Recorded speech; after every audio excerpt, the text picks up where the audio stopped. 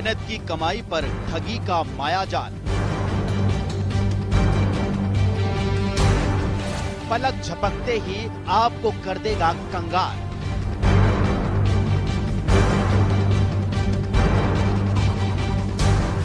Digital है जमाना, digitally smart बनिए।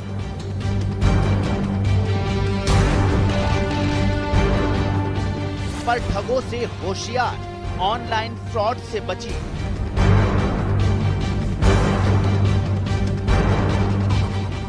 ठगों से कैसे बचे, हमने तरकीब बताई। इंस्टाग्राम पर वीडियो लाइक करके साइबर ठगी का ये तरीका बेहद शातिर है। ऐसे में एसओजी ने अपील की है कि लोग सावधान रहें, सतर्क रहें और किसी भी तरह के लालच में ना आए। एसओजी ने यह भी कहा है कि बिना परिश्रम के पैसे कमाने के तरीकों की झांसों में ना आए, क्योंकि ये साइबर ठगी का जाल हो सकता है। लोग हुए जागरूक, तेज हुई कार्रवाई। पूरी कोशिश होगी कि एक समन्वित प्रयास करके इस जो साइबर ठगी का मायाजाल है इसको समाप्त किया जाए। सबने कहा बेहद सराहनीय पैगाम। न्यूज 18 की मुहिम को मिला मुकाम। नमस्कार, मैं हूं हेमंत कुमार। डिजिटली स्मार्ट बनिए, ऑनलाइन फ्रॉड से बचिए। न्यूज 18 की इस खास मुहिम में आप सभी का स्वागत है। 22 मई को न्यूज 18 राजस्थान ने डिजिटली स्मार्ट बनिए, ऑनलाइन फ्रॉड से बचिए मुहिम की शुरुआत की थी और इसी के तहत न्यूज 18 ने प्रदेश में साइबर ठगी के शिकार लोगों की कहानियां आप लोगों तक पहुंचाई, हमारे दर्शकों को दिखाई, बताया कि कैसे आखिरकार साइबर ठग फ्रॉड करते हैं और इसका नतीजा ये हुआ कि लोगों में जागरूकता भी आई और पुलिस प्रशासन ने भी साइबर ठगों के खिलाफ तेजी से कार्रवाई की है। पुलिस ने, आम जनता ने न्यूज 18 की इस मुहिम को सराहनीय कदम बताया।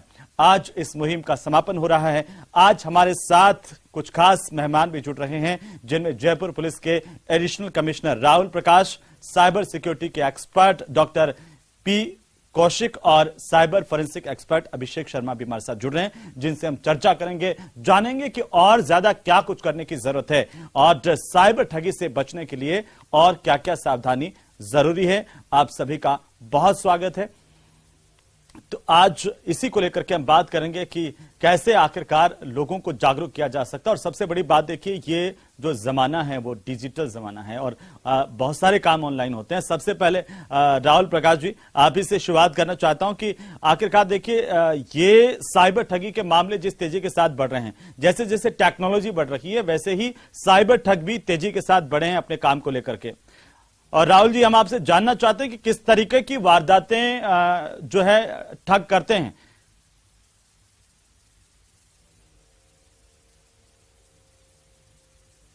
जैसा कि आपका जो ये सीरीज है उसकी शुरुआत में भी मैं आया था, उपस्थित हुआ था और उस वक्त जो इनके अलग अलग तरह के तरीके थे, जिसमें कि बैंकिंग फ्रॉड के बारे में भी आपको बताया था मैंने और इसके अलावा साइबर फ्रॉड के बारे में भी आपको मैंने बताया था। इसके अलावा एक नया इन्होंने जो तरीका निकाला जिसको कि हम लोग आम बोलचाल की भाषा में, ये कोई कानूनी भाषा नहीं है, आम बोलचाल की भाषा में एक्सटॉर्शन कहते हैं, जो कि एक तरह का एक्सटॉर्शन है, लेकिन उसमें आपको सामने वाला आकर्षित करके और कुछ ऐसे अश्लील वीडियोस का प्रयोग करके आपको किसी तरीके से वो इन्वॉल्व करता है और कुछ आपत्तिजनक तस्वीरें आपकी भी कैप्चर कर लेता है और कैप्चर करने के बाद जो है आपको ब्लैकमेल करना शुरू करते हैं।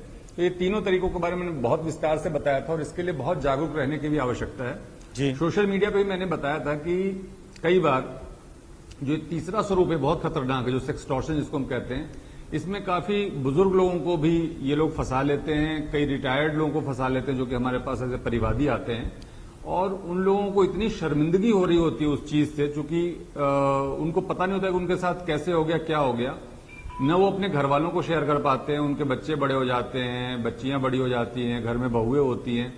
तो उसके लिए मैंने सोशल मीडिया के माध्यम से लोगों को यह भी बताया था कि अपने घर के बुजुर्गों से भी लगातार इन विषयों पे आप चर्चा करते रहें। जो जिस तरह का साइबर क्राइम चल रहा है उनको आप बताते रहें और साथ में उनको यह भी बताएं कि अगर कभी किसी तरीके से कोई इसका शिकार भी हो जाए तो उसको डरने की जरूरत नहीं है, उसको घबराने की जरूरत नहीं है। वो अपनी पूरी बात पुलिस को बताए जिससे कि पुलिस उसका समाधान निकाले। आमतौर पे जो लोग सेक्सटॉर्शन कर रहे हैं, जो ये अपराधी, वो खुद भी पुलिस बन के फोन करते हैं उस व्यक्ति को, यूट्यूब का प्रतिनिधि बन के फोन करते हैं और बताते हैं कि आपका वीडियो यूट्यूब पे अपलोड होने वाला है, या आपके खिलाफ 354 का मुकदमा दर्ज करा रही है कोई लड़की, इन चीजों से वो व्यक्ति बहुत घबरा जाता है और कई बार तो काफी बड़ी मात्रा में पैसे भी ट्रांसफर कर देता है और उसके बाद जब बार बार उनकी डिमांड आती है तब जाकर कभी वो पुलिस के पास आते हैं। तो अपने घर में इस विषय पे बात करते रहना भी बहुत जरूरी है। इसके अलावा जो साइबर क्राइम और बैंकिंग फ्रॉड की मैंने बात की, cyber fraud and banking fraud की, इसका अंतर मैं इस प्रकार से कर रहा हूं जी कि बैंकिंग फ्रॉड में तो बेसिकली जो आपको फोन करते हैं साइबर क्रिमिनल्स, वो आपको बताते हैं कि आपका एटीएम ब्लॉक हो गया है, आपके बैंक अकाउंट में ट्रांजैक्शन नहीं हो रहा है, आपका बैंक अकाउंट का पासवर्ड दोबारा वेरीफाई करना है, और उस तरीके से आपको कोई ओटीपी लेने देने की बात करके वो फाइनली आपके अकाउंट तक एक्सेस कर लेते हैं और एक्सेस करने के बाद वहां से पैसे विड्रॉ कर लेते हैं। इसी प्रकार साइबर फ्रॉड में कई तरह की चीजें आती हैं जिसमें कि वो लोग पुरानी गाड़ियों को बेचने का विज्ञापन देते हैं OLX के थ्रू, या फिर सीसीटीवी लगवाना है इस तरह का एडवर्टाइजमेंट देते हैं। जब सीसीटीवी लगाने वाली कोई एजेंसी वहां पे जाती है तो उनके साथ वारदात करते हैं। कई बार वो लोगों को नौकरी देने का झांसा देते हैं और फिर इस तरीके से उनके बैंक अकाउंट्स वगैरह डिटेल प्राप्त करके उनके साथ भी ठगी करते हैं। तो इनके बहुत तरह के भिन्न भिन्न प्रकार के माध्यम हैं जिसमें मूल तत्व जो है वो बेसिकली कहीं ना कहीं कई बार हमारा जो एक लालच होता है जल्दी पैसा कमाने की, या कहीं से कोई पैसा आ रहा है। कई बार लॉटरी का आपको मैसेज भेजते हैं कि आपकी लॉटरी निकली है, आपको लगता है लॉटरी निकल गई है तो मुझे 3 करोड़ मिलने वाले हैं, 5 करोड़ मिलने वाले हैं, तो आप 10,000 रुपए जमा करा देते हो। तो कई तरीके हैं। मुद्दा ये है, समझने वाली बात यह है कि आप के पास जब भी कोई ऐसा फोन आए, कोई कॉल आए, कोई मैसेज आए, तो आप एक बार सामान्य बुद्धि से, एक जो कॉमन सेंस होता है उससे आप विचार करें कि ये एक नॉर्मल प्रक्रिया है कि ये कुछ इसमें एब्सर्ड लग रहा है, अनयूजुअल लग रहा है, और साथ में ही अपने दोस्तों से, अपने परिवारजनों से भी बात करें और जरूरत पड़े तो पुलिस से जरूर संपर्क करें। कोई भी वारदात आपके साथ अगर हो भी जाती है तो 1930 हेल्पलाइन नंबर है जो कि ऑल ओवर इंडिया काम करता है। इसके ऊपर तुरंत आप अपनी कंप्लेंट दर्ज कराएं। जितनी जल्दी आप कंप्लेंट दर्ज कराएंगे उतनी जल्दी इस बात की संभावना होगी कि जो आपका पैसा आपसे ठगा गया और आगे ट्रांसफर नहीं हो पाए, और पुलिस उसको उसी लेवल पे ब्लॉक करा देती है जिससे कि बाद में उसकी रिकवरी भी हो पाती है। Thank you. 1930 बिल्कुल। और ये तमाम लोग जो हैं अब वो याद रखें जिससे कि वह परेशानी से बच सकते हैं। और जैसे कि राहुल जी बता रहे थे कि अगर आपके साथ कोई फ्रॉड हो भी गया है तब भी अगर आप उचित समय में इस पर शिकायत दर्ज करवा देते हैं तो जो बैंकिंग फ्रॉड है उसको पुलिस ज्यादा सतर्कता के साथ निपट सकती है और उसके काफी चांसेस हैं, और 100% इस बात के चांसेस हैं कि पुलिस समय रहते कार्रवाई करके आपका पैसा वापस भी दिला सकती है, ब्लॉक कर सकती है। तो बहुत सारी चीजें हैं। मैं वापस से आऊंगा आपके पास में, लेकिन हमारे साथ साइबर सिक्योरिटी के एक्सपर्ट हैं डॉक्टर KP कौशिक साहब। कौशिक साहब, बदलते दौर में ठगों का तरीका भी क्या बदल रहा है, और न्यूज 18 राजस्थान ने मुहिम चलाई, बताया आम लोगों को, प्रदेश की जनता को कि कैसे आप सतर्क रह सकते हैं, लेकिन आप इसे कैसे देखते हैं? कैसे हम 24 घंटे सतर्क रहें आज के इस दौर में, और न्यूज 18 राजस्थान की इस मुहिम पर आप क्या कहेंगे? न्यूज 18 राजस्थान की टीम को बहुत बहुत शुभकामनाएं। आपने जो मुहिम चलाई है वाकई में काबिल तारीफ है, आमजन को राहत भी मिली है। मुझे लगातार मैसेज आ रहे थे भाई हमारा बचाव हो गया, क्योंकि हमें न्यूज 18 से ये सुनने में आया था कि किस प्रकार से प्रोटेक्शन किया जा सकता है, और आपकी मुहिम वाकई में बहुत सार्थक हुई है। और हम देख भी रहे हैं कि कुछ रेशियोज कम हुआ है। मैं लगातार जुड़ा हुआ हूं साइबर सिक्योरिटी से, मेरे सामने भी बहुत से लोग आते हैं, तो अब लोग अवेयर भी होने लगे हैं। और आपकी मुहिम जिस प्रकार से आपने चलाई है उस प्रकार से हमें और आगे प्रयास करने की आवश्यकता है। और साइबर ठग जो है वो इमोशनली ब्लैकमेल करते हैं। एक्चुअली उनका एक तरीका ये है कि किस प्रकार से हम किसी का पैसे कैसे निकालें, आमजन का पैसे निकालने का वो अलग अलग हथकंडा अपनाते हैं। और उसमें अब ये मान के चलें कि उन्होंने तरीका ये अपनाया है कि कहीं ना कहीं वो व्हाट्सएप पर कुछ डीपी लगा के भी पैसे मांगते हैं, और सोशल मीडिया पर भी कोई ये मान के चलें कि वो फ्रेंड रिक्वेस्ट भेज के भी आपकी किसी परिचित की फोटो लगा के भी आपसे वो पैसे हटने की कोशिश करते हैं। तो ऐसे जो बहुत छोटे कॉमन चीजें हैं उन्हें बहुत प्रोटेक्ट करने की आवश्यकता है। और साइबर सुरक्षा से अगर देखा जाए तो मैं आपके माध्यम से, चैनल के माध्यम से आमजन से अपील करता हूं कि जो आपके फोन में एंड्रॉइड फोन है, उस एंड्रॉइड फोन के अंदर, या आप एप्पल का यूज करते हैं, कोई भी एप्लीकेशन आप यूज करते हैं, उसमें आप अपने जीमेल को सिक्योर करें सबसे पहले। क्योंकि जो जितना भी आजकल ये फ्रॉड हो रहा है, मोस्ट प्रोबेबली ये मान के चलें कि जीमेल का बहुत बड़ा रोल है। और ये नहीं कि आजकल एक बहुत से यूट्यूबर्स लोग हैं वो मैसेज डालते हैं कि यूट्यूब पर आप उसकी लोकेशन बंद कर दीजिएगा, आप एक्सेस बंद कर दीजिएगा, नहीं, आप लोकेशन उस पर ऑन रखें, लेकिन आप अपने जीमेल का पासवर्ड स्ट्रॉन्ग कर लीजिएगा। जब आपका पासवर्ड स्ट्रॉन्ग होगा तो कहीं ना कहीं ये मान के चलें कि आप फ्रॉड से बच सकते हैं। एक हेमंत जी, मैं ये कहना चाहूंगा कि एक फोन के अंदर आप जीमेल आईडी डालते हैं और उसमें आप अपना ओटीपी के लिए एक नंबर देते हैं। वो ओटीपी नंबर आप जो फोन है वो सेम फोन में नहीं होना चाहिए। मतलब जिस फोन में आपने सिम डाल रखी है, जो नंबर आप यूज ले रहे हैं, उसमें सेकंड वेरिफिकेशन आप जो लेते हैं वो सेकंड वेरिफिकेशन किसी और नंबर पे लीजिएगा, क्योंकि जब आपके साथ किसी प्रकार का कोई हादसा होता है या डाटा आपने रिकवर करना होता है तो आप उस जीमेल को प्रोटेक्ट कर सकते हो, उसका पासवर्ड आप चेंज कर सकते हो। वरना जिस फोन में जो फोन आपका गुम हो गया है या जो फोन ये मान के चलें भी हैक हो गया है तो आपका सारा डाटा डिलीट हो जाता है। उस केस में हमें जरूरत है कि हमारी जीमेल सुरक्षित रहे, हमारा डेटा सुरक्षित रहे। तो कुछ सावधानियां हैं जो हमें बरतने की आवश्यकता है सर। जी, उन सावधानियों पर भी हम विस्तार से बात करेंगे। हमारे साथ में साइबर फोरेंसिक एक्सपर्ट हैं अभिषेक शर्मा जी। अभिषेक जी, आप इसे कैसे देख रहे हैं न्यूज 18 राजस्थान की मुहिम को, और कैसे हमें और ज्यादा जागरूक रहने की जरूरत है? और एक मेरा ये सवाल है कि क्या इनको पकड़ना इतना मुश्किल हो जाता है कि एक के बाद एक कई घटनाओं को इस तरह से ये अंजाम देते ही रहते हैं? बड़े गिरोह है इनके, क्यों नहीं पहुंच पाते हैं हम आसानी से इन तक? सर, सबसे पहले तो मैं ये बोलना चाहूंगा कि आपके द्वारा जो मुहिम चलाई जा रही है काफी अच्छा लगा मुझे ये देखकर जी। और जैसा कि अभी आपने पूछा कि इनको पकड़ना मुश्किल क्यों है, सर दरअसल इसका रीजन ये है कि ये लोग अधिकतर अपना एक्चुअल नंबर यूज में नहीं लेते हैं, पहली चीज। दूसरा, ये लोग जो मोबाइल फोन्स यूज में लेते हैं वो सभी मोबाइल फोन चोरी करे हुए होते हैं, और कई केसों में ये भी देखने में आया है कि ये मोबाइल फोन जो चोरी के काम में लेते हैं उनके आईपी एड्रेस ये चेंज कर देते हैं। ठीक है, इसके अलावा जो भी ये कॉल्स वगैरह करते हैं ये इंटरनेट कॉल्स करते हैं, और जो इनके सर्वर होते हैं, सर्वर जो होते हैं वो अदर कंट्रीज के होते हैं। कई बार पुलिस के द्वारा जो इन्वेस्टिगेशन करी जाती है उसमें सबसे पहले हम लोग यही देखते हैं कि जिस भी फोन से कॉल आया उसका आईपी एड्रेस क्या है और उसकी लोकेशन क्या है। तो जब हम उसकी लोकेशन जब उसकी निकालते हैं तो लोकेशन उसकी अदर कंट्रीज की आती है। इस वजह से इसका एक तो प्रोसीजर लंबा हो जाता है। दूसरा चैलेंज तब आता है जब लोकेशन जो है वो स्पेशली पाकिस्तान की लोकेशन आती है। तो पाकिस्तान की लोकेशन आती है और इंडिया के द्वारा जब कभी अगर पाकिस्तान एम्बेसी से अगर संपर्क किया जाता है तो उनकी तरफ से प्रॉपर रेस्पॉन्स नहीं मिलता है, जिसकी वजह से इस तरह के अपराधियों को पकड़ना थोड़ा मुश्किल हो जाता है।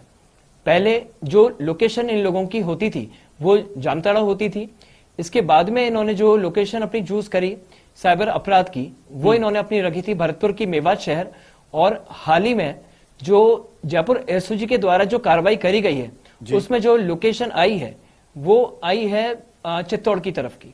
तो इस तरह से ये लोग अपनी लोकेशंस भी चेंज कर रहे हैं। हालांकि पुलिस की तरफ से भी मतलब पूरी कोशिश रहती है कि जो भी साइबर अपराध हुआ है या जो भी कोई परिवार या फिर जो भी एफआईआर पुलिस के पास में आई है उस पे पुलिस के द्वारा तुरंत एक्शन लिया जाता है, और जो भी पीड़ित है उसको उसका जो भी नुकसान हुआ है उसको जल्द से जल्द पैसे का नुकसान हुआ हो या उसका जो भी नुकसान हुआ हो उसकी भरपाई जल्दी से जल्दी हो सके, इसमें पुलिस की तरफ से पूरी कोशिश रहती है। जी, मैं आपके पास भी वापस आऊंगा, इसको और ज्यादा समझने की हम कोशिश करेंगे। राहुल प्रकाश जी लगातार हमारे साथ बने हुए हैं। राहुल प्रकाश जी, आपके सामने तो इतने सारे केसेस आए होंगे और न्यूज 18 राजस्थान ने जब मुहिम चलाई, आपको क्या लगता है कि हम आम लोगों तक वो बात पहुंचा पाने में कामयाब हुए हैं कि लोगों को समझनी चाहिए? और ये सवाल मैं इसलिए कर रहा हूं क्योंकि हमने देखा है कि पढ़े लिखे लोग भी इनके झांसे में आ जाते हैं, ठगी का शिकार हो जाते हैं। ये सबसे बड़ी विडंबना की बात है। राहुल जी, आपकी बात बिल्कुल सही है अभिषेक जी। अब इसमें मुद्दा यही है कि आज के समय में हम लोग अपना बहुत सारा काम, चाहे ऑफिशियल हो चाहे सोशल हो, वो अपन ऑनलाइन कर रहे हैं। अपन अपने मोबाइल के ऊपर बैंकिंग भी कर रहे हैं, मोबाइल के ऊपर अपना सोशल अकाउंट भी चला रहे हैं, अपने फोटोग्राफ्स भी डाल रहे हैं, अपनी बहुत सारे इन्फॉर्मेशन को भी उसी मोबाइल में स्टोर करके रख रहे हैं। तो चूंकि हमारा जीवन जो है वो काफी हद तक ऑनलाइन चीजों से जुड़ गया है। मार्केटिंग आप देख लो, अपन बहुत सारी चीजों की खरीदारी आजकल ऑनलाइन हो रही है, पढ़ाई ऑनलाइन हो रही है, इवन बहुत सारे तो नौकरियां अब ऑनलाइन होने लगी हैं कि आप ऑनलाइन ही जॉब कर रहे हो और आपको तनख्वाह आ रही है। तो ऑनलाइन से हम लोग इतना अभ्यस्त हो चुके हैं कि हमें उसमें होने वाली चीजें नॉर्मल लगती है, नेचुरल लगती हैं, और जो चीज उसमें हमें दिखाई देती है, कोई बहुत अगर अच्छा सा वेबसाइट बना हुआ है, कोई बहुत अच्छा सा ऑफर है, तो हमें वो विश्वसनीय लगने लगता है, और विश्वसनीय लगता है तो हम उसकी तरफ अगर आगे बढ़ते हैं तो हम कई बार उस साइबर ठग के जाल में फंस जाते हैं जिसने कि वो हमारे लिए बिछाया होता है। इससे बचने का जो तरीका है वो एकमात्र जागरूकता है। ये मैं इसलिए कह रहा हूं क्योंकि जो साइबर ठग हैं, जैसे आपने पहले भी क्वेश्चन अभी पूछा था कि उनको पकड़ना मुश्किल क्यों? पकड़ना मुश्किल इसलिए है क्योंकि एक तो साइबर ठग कहां बैठ के साइबर ठगी कर रहा है ये पता कर पाना बहुत मुश्किल होता है। पता चले कि वो पाकिस्तान में बैठ करके इंडिया के अंदर ठगी कर रहा है, इंडिया में बैठ के यूएसए में ठगी कर रहा है। बहुत सारे कॉल सेंटर फ्रॉड्स आपने देखे होंगे जो कि इंडिया में चल रहे हैं और यूएसए में उनके फ्रॉड जिनके साथ हो रहा है वो लोग यूएसए के नागरिक हैं। तो एक तो डिस्टेंसेज इतने बड़े हैं कि उनको पकड़ना असंभव हो जाता है। फिर फेसलेस है, नंबर आप देख रहे हो कि वर्चुअल नंबर्स इशू हो रहे हैं आजकल। आप पता नहीं कर सकते हो कि ये नंबर एक्चुअल में किसका है, किस सिम को यूज कर रहे हैं। वो फोटो किसी और का यूज कर रहा है, आईडी किसी और का यूज कर रहा है। तो एक्चुअल में न तो उस साइबर ठग का सही से पता चल पाता है, न उसकी लोकेशन पता चल पाती है। और अगर किसी तरीके से बहुत मेहनत करके आप पता भी कर लो तो इतनी दूरी पे बैठा होता है कि उसको पकड़ के लाने में बहुत ज्यादा संसाधन चाहिए होते हैं, जिसकी हमेशा कमी रहती है, आप जानते हो, हर व्यवस्था में, संरचना में। तो पकड़ने का काम तो करना है, कर भी रही है, कोशिश पुलिस कर रही है, हम लोग पकड़ते हैं। लेकिन उससे ज्यादा इंपॉर्टेंट जागरूकता है कि लोग ये समझे कि किस किस तरीकों से फ्रॉड हो रहा है, किस तरह के मैसेज जेन्युइन होते हैं, किस तरह के मैसेज जो होते हैं फ्रॉडस्टर के द्वारा किए जाते हैं। और इसको लोगों तक पहुंचाने में सबसे बड़ा जो योगदान है वो मानता हूं कि आपका है, मीडिया का है, समाचार पत्रों का है और परिजनों का भी है। जो आजकल के नए लड़के जो कॉलेज में पढ़ रहे हैं वो बड़े को, अपने जो घर के बुजुर्ग हैं बड़े, उनको एजुकेट करें। बहुत सारे पढ़े लिखे लोग हैं जो कि आज से मान लीजिए 10 साल 15 साल पहले की पीढ़ी के हैं, तो भी उतने ज्यादा वेल वर्स नहीं होते हैं आज की टेक्नोलॉजी से जितने आज के कॉलेज के लड़के हैं। तो बच्चे भी अपने पेरेंट्स से बात करते रहे और उनको एजुकेट करते रहे। इसी तरीके से हम इस पर काबू पा सकते हैं। बिल्कुल राहुल जी, हमने जब ये मुहिम चलाई और हमने लगातार सामाजिक सरोकारों को लेकर के न्यूज़ 18 परिवार इस तरह की मुहिम चलाता रहा है।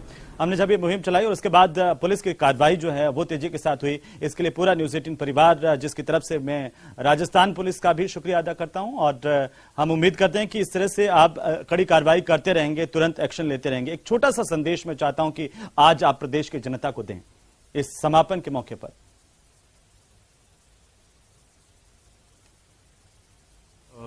सबसे पहली चीज कि आपके सामने अगर कोई भी प्रपोजल आता है लॉटरी खुलने का, इनाम का, जॉब का, किसी सामान को खरीदने बेचने का, तो उसको जरूर आप ठीक से वेरीफाई कर लें कि वो ओरिजिनल वेबसाइट है कि गलत वेबसाइट है। एक उस चीज को जरूर क्रॉस चेक करें आप। दूसरी जो चीज है कि अगर फिर भी आप साइबर ठगी का शिकार हो ही जाते हैं तो शिकायत करने से नहीं चूके। आप तुरंत शिकायत करें, इमीडिएट शिकायत करें। 1930 आपने भी नंबर को बहुत बोल्डली बार बार अपने चैनल पे दिखाया है, उस पर शिकायत करें और अपने नजदीकी साइबर थाने में या नॉर्मल जो थाना आपके पास का उस पर आप कंप्लेंट जरूर दें। क्योंकि इन दोनों चीजों के होने पे, शिकायत के आने पे, दर्ज होने पे और पुलिस में एफआईआर होने पे फाइनली उस साइबर ठग के ऊपर शिकंजा कसता है, जिससे कि हम उसको पकड़ने में सफल होते हैं। तो जागरूकता, बिल्कुल राहुल जी, डॉक्टर कौशिक साहब, मैं चाहता हूं कि आप भी एक संदेश, जब हम इस पूरी मुहिम का समापन कर रहे हैं, हालांकि लगातार हम जागरूक तो लोगों को करते ही रहते हैं, क्या कहना चाहेंगे? 3 ऐसे कोई टूल्स बता सकते हैं प्रदेश की जनता जो है उससे जागरूक हो जाए? अभी जनता के लिए मेन अपने जो सोशल मीडिया के 3 अकाउंट जो यूज करती है उनके बेसिक से टिप्स अगर आप नोट कर लेंगे, जनता अगर इसको जान लेगी तो कहीं ना कहीं वो, मैं ये मानता हूं कि 100% बच सकती है। पहला, सबसे पहले अपने जितने भी सोशल अकाउंट है उसमें अनवांटेड जो पर्सन है उनको रिमूव कर दें और उनकी प्राइवेसी के लिए आप उसमें स्ट्रॉन्ग पासवर्ड भी यूज करें। सेकंड नंबर, व्हाट्सएप की अगर मैं बात करूं तो उसमें बहुत से लोग स्टेटस लगाते हैं और वो स्टेटस में भी मैं चाहता हूं कि वो स्टेटस में प्राइवेसी लगा के रखे कि जो आपके क्लोज हैं वही आपकी फोटोज, आपके जो प्रोग्राम्स हैं जो आप स्टेटस पे लगाते हैं, आप उन्हें सिर्फ शेयर करें जिन्हें आप जानते हैं। और तीसरा सबसे बड़ा आता है कि जब आप इंटरनेट यूज, मतलब आप फोन नहीं चला रहे हैं, तब आप इंटरनेट बंद रखें। अगर आपका इंटरनेट ऑन रहेगा तो कहीं ना कहीं आपके साथ ठगी हो सकती है। अभिषेक जी, अभिषेक जी, आप बताना चाहेंगे प्रदेश की जनता को, हमारे दर्शकों को, कि कैसे आखिरकार बचा जा सकता है? बिल्कुल संक्षेप में। जी सर, देखिए, जैसे व्हाट्सएप के आजकल काफी फ्रॉड हो रहे हैं, लोगों के पास में व्हाट्सएप पर पैसे के मांगने के डिमांड के लिए मैसेज आते हैं। तो बेस्ट तरीका यह है कि एक तो सबसे पहले आप अपने जीमेल का जो पासवर्ड है वो आप स्ट्रांग रखें। जी। ठीक है, और अगर किसी के पास भी अगर कोई मैसेज आता है किसी पैसे के लेन देन के लिए, तो जिस भी व्यक्ति के नाम से आया है, सबसे पहले आप उसको कॉल करके आप उससे कंफर्म करें कि क्या आपके द्वारा पैसे मांगे जा रहे हैं, नहीं मांगे जा रहे हैं। अगर पैसे नहीं मांगे जा रहे हैं तो उस नंबर को आप तुरंत ब्लॉक करें और उसकी कंप्लेन 1930 पर या फिर साइबर क्राइम का जो ऑनलाइन पोर्टल है cybercrime.gov.in, उस पोर्टल पर आप उसकी शिकायत करें। सेकंड, अगर सोशल मीडिया की मैं बात करूं, फेसबुक या इंस्टाग्राम पर अगर आपके पास किसी की भी कोई रिक्वेस्ट आती है, सबसे पहले आप उसकी प्रोफाइल को ओपन कर ये देखें कि ये प्रोफाइल कितनी पुरानी है। क्या ये प्रोफाइल अगर 5 दिन 7 दिन पुरानी है और 5-7 दिन में ही उसकी प्रोफाइल में काफी सारे लोग ऐड हैं और उसकी प्रोफाइल में कोई भी पोस्ट नहीं है, तो इसका मतलब यह हो सकता है कि ये प्रोफाइल किसी साइबर ठग के द्वारा फेक प्रोफाइल बनाई गई है और आपको झांसे में लेकर आपसे पैसे भी ऐंठे जा सकते हैं। इसके अलावा अगर किसी वेबसाइट का आपके पास ऑफर आता है या किसी लॉटरी सिस्टम का ऑफर आता है, तो सबसे पहले उस वेबसाइट का लिंक आप ओपन करें। मेरा मतलब उस वेबसाइट के लिंक को आप कॉपी करें और हु इसके नाम से एक वेबसाइट है, वहां पर उस वेबसाइट का लिंक आप पेस्ट करें। पेस्ट करने के बाद में आप ये देख सकते हैं कि ये वेबसाइट कितनी पुरानी है और ये कब रजिस्टर हुई है।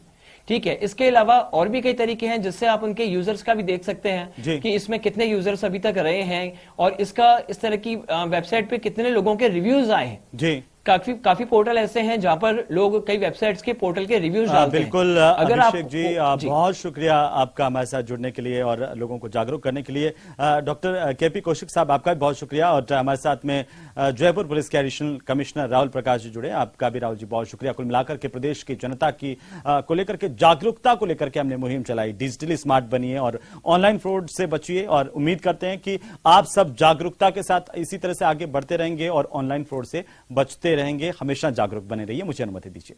नमस्कार।